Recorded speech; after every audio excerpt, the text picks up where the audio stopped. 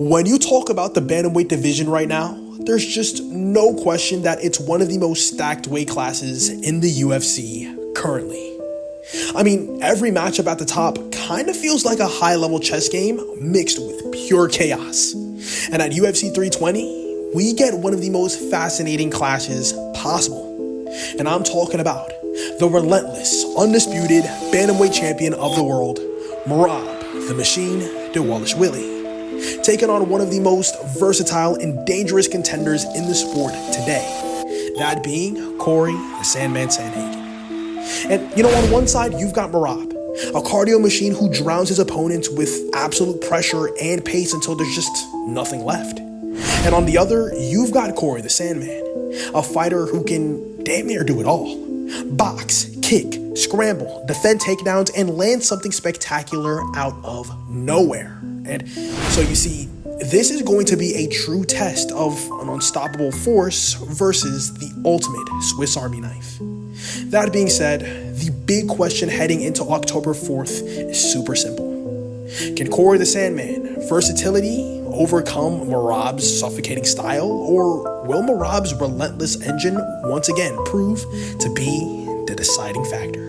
And if you're new to the channel, don't forget to like, comment, subscribe, and share so you can help me reach 3,000 subscribers by May. I'll deeply appreciate you. And make sure you join the official UFC Discord, link in the description. Alright, so look, on October 4th, the bantamweight division gets another defining moment.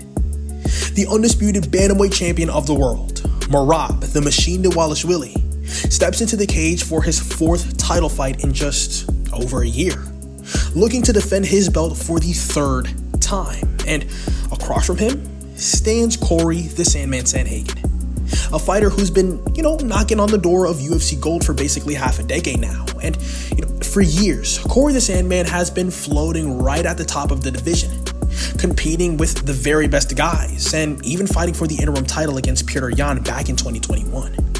Now, after years of evolving his game, improving his grappling, sharpening his mat awareness, and expanding on his already dynamic striking arsenal, he's finally here. Another chance to prove that he belongs among the greatest. And look, make no mistake, this fight isn't just another defense for Merab the Machine. This is arguably the toughest stylistic challenge in his reign so far, in my opinion. I mean, Cory the Sandman is insanely versatile, unpredictable, and incredibly difficult to prepare for.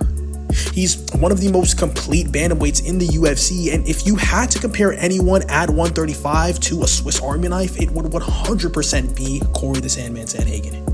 I mean, the guy can box, he can kick, throw flying knees, scramble with elite grapplers, and defend takedowns against the best wrestlers in the world.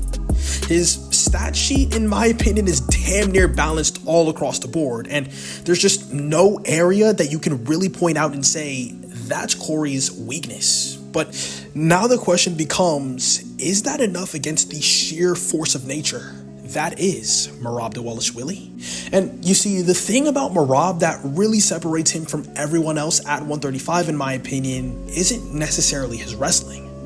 I honestly think that it's his ability to dictate the terms of a fight no matter who's standing across from him.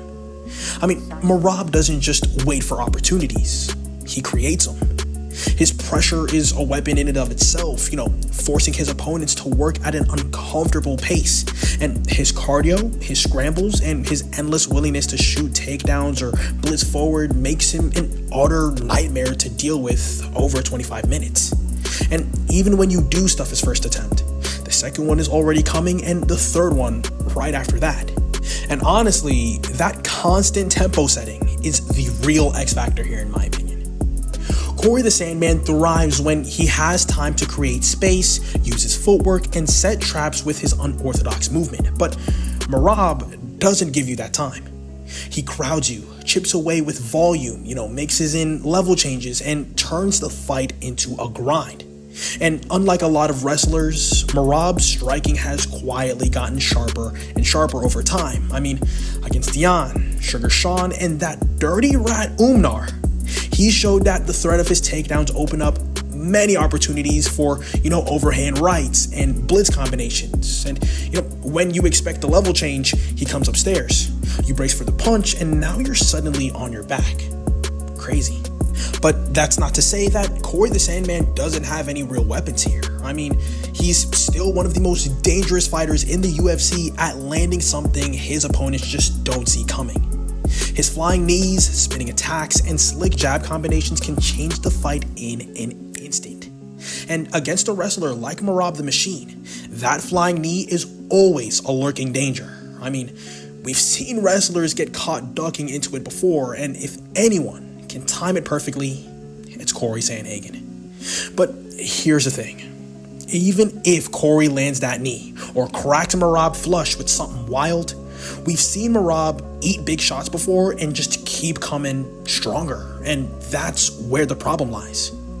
What happens if Cory the Sandman lands his biggest weapon and Merab just eats it, walks forward, and drags him down anyway?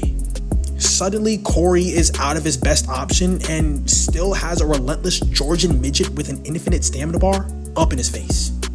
And that's the kind of scenario that breaks fighters mentally over the course of 5 rounds. But I do expect this fight to be insanely competitive early. Cory's length, his jab, as well as his unorthodox attacks will make Merab think twice about blitzing in carelessly in the first round or two. But as the fight goes on, the pace will become the difference maker.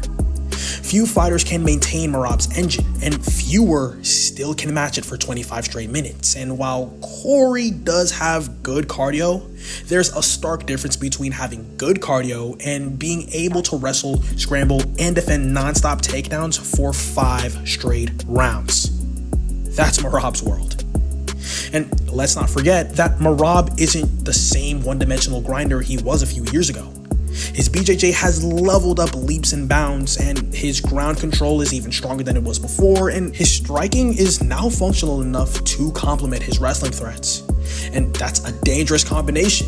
And, while I don't expect him to strike with Cory for 90% of the fight like he's claimed, I do think that his willingness to mix in his striking will make his takedown entry so much more effective.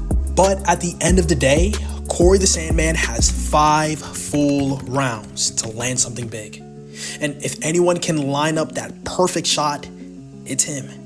But if this fight goes the distance, the chances of Cory outputting Merab is damn near slim to none. That goddamn Energizer Bunny simply does too much for too long and too consistently. I see Merab gradually taking over after the early rounds, chaining takedowns together, landing enough strikes to keep Cory guessing, and slowly but surely breaking him down. So, for my early pre-fight prediction, I've got Merab the Machine Dvalishvili via a 50-45, 49-46 unanimous decision victory, or a late fight, I'll say 4th round submission finish against Cory the Sandman Sandhagen. And at UFC 320, the Swiss Army knife meets the Relentless machine. And in a fight where pressure and pace matter more than anything else, I believe that Merab the Machine Dvalishvili will once again prove why he's not just the champion, but the greatest bantamweight of all time. But that's all I've got to say for this video. Let me know in the comment section below, what are your guys' thoughts on UFC 320's co-main event? Merab the Machine Dvalishvili versus Cory the Sandman Sandhagen, and who do you guys have coming out on top? Merab the Machine or Cory the Sandman? Let me know in the comment section below. But that about wraps up the video. Hope you guys enjoyed. Don't forget to like, comment, subscribe, and share.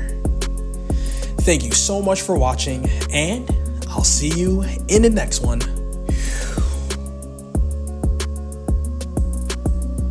Ciao.